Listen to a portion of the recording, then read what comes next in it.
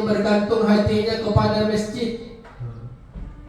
Orang yang bergantung hatinya kepada masjid, ia selalu hadir di masjid, maka itulah orang yang mendapat naungan tadi, Bapak. Belum azan udah di masjid. Belum azan udah di masjid dia. Menunggu waktu azan. Sesudah sholat dia langsung pulang, berzikir dulu, sholat sunnah dulu, baru dia pulang. Ada pengajian majelis taklim ilmu, dia hadir. Inilah orang yang mendapat naungan dari Allah Subhanahu wa Ta'ala. Kalau sekarang Bapak Ibu di dalam agama Islam itu rata-rata kita hanya sekedar memperbaiki bangunan masjid, memperindah, mempercantik bangunan masjid. Tapi inilah yang sekarang terjadi apa? Ya tabahan nasu fil masajid. Maka pada saat itu kata Nabi, manusia itu, orang Islam itu berlomba-lomba membangun masjid, mempercantik masjid, memperindah masjid. Tapi jangan tanya berapa orang yang sholat. Illa qalila, kecuali sedikit. Yang sholat cuma sedikit. Bangunannya megah, indah, mewah, tapi sedikit orang yang sholat. Harusnya kalau masjidnya bagus, mewah, banyak orang yang sholat. Tapi ini sudah terbalik, Bapak. Inilah yang terjadi zaman sekarang. Ini merupakan tanda-tanda kiamat. Banyak manusia memperindah, mempercantik masjid, tapi yang sholat cuma sedikit. Harusnya kalau udah cantik, udah bagus masjidnya kan harusnya semakin ramai, Bapak Ibu. Ini semakin sedikit. Maka ini merupakan tanda-tanda kiamat. Jadi orang yang bergantung hatinya kepada masjid, hidupnya dipenuhi dengan masjid, maka inilah orang yang mendapat naungan dari Allah Subhanahu wa Ta'ala. Kemudian siapa lagi Bapak Ibu yang mendapat naungan itu? Yaitu orang-orang yang bertemu karena Allah, berpisah karena Allah. Dia bertemu karena Allah, berpisah karena Allah. Salah satunya orang-orang yang menuntut ilmu. Seperti ini. Ini menuntut ilmu. Jadi menuntut ilmu itu bukan hanya di sekolah. Ini juga menuntut ilmu. Man salaka tariqan yatlubul ilma, sahalallahu tariqahu ilal jannah. Orang yang hadir di majelis ilmu, orang yang hadir di pengajian, orang yang hadir di tempat-tempat ceramah, maka Allah akan memudahkan jalannya menuju surga. Allah mudahkan menuju surga. Bahkan orang yang meninggal ketika menuntut ilmu sama seperti hanya ini. Orang yang meninggal ketika menuntut ilmu, apa yang diberikan? Maka balasan yang diberikan, dia itu termasuk syahid. Orang yang mati syahid. Ada syahid dunia, ada syahid akhirat. Kalau syahid akhirat Bapak Ibu, itu orang yang mati ketika peperangan membela agama Allah. Kalau syahid dunia, itu selain yang berperang. Misalnya sakit perut, sakit perutnya, saking sakitnya perutnya tidak tahan lagi, ya meninggal dia Bapak Ibu. Ini namanya syahid dunia.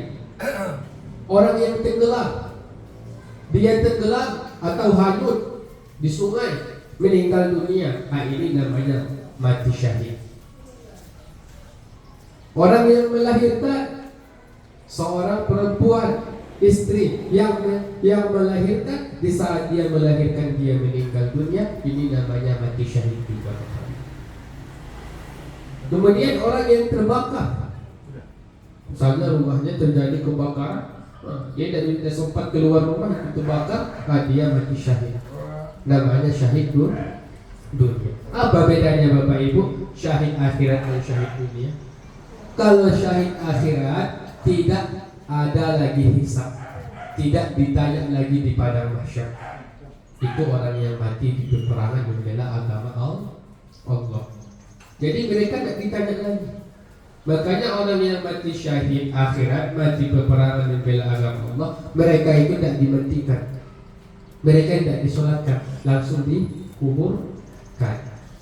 Tapi kalau syahid dunia itu hanya lepas siksa kubur.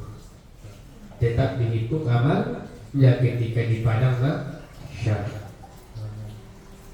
Itulah kelebihan orang yang menuntut ilmu, bertemu karena Allah, berpisah karena Allah.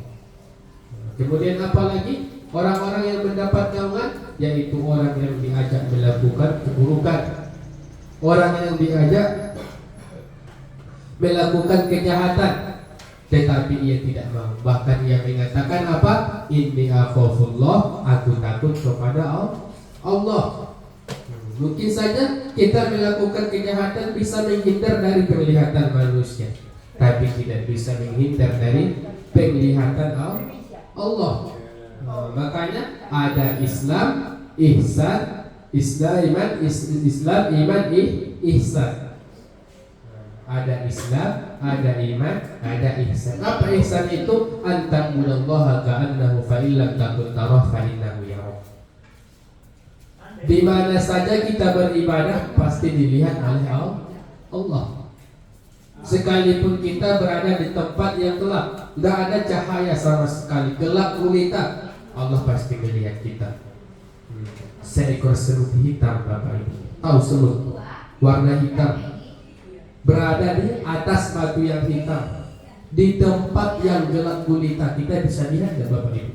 Bukan, tapi Allah bisa melihat. Satu langkah semut itu melangkah masih dalam pantauan Allah Subhanahu wa Ta'ala.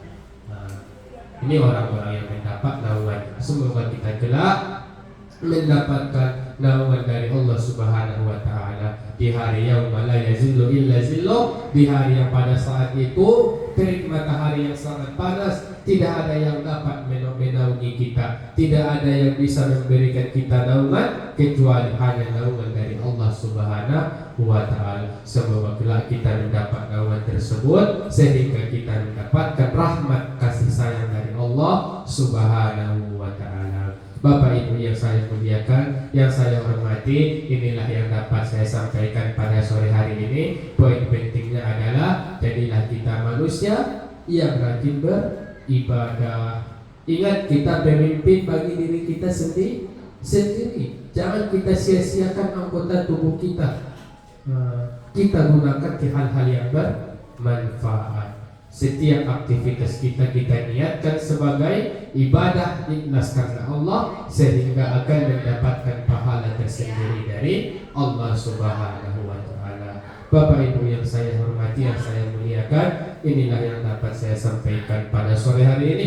Mudah-mudahan ada manfaatnya bagi kita. Nah, biasanya kita baca surah pendek ya Bapak Ibu. Hari ini tidak usah dulu. Kerongkongan sakit, tenggorokan sakit, sudah 3 hari demam.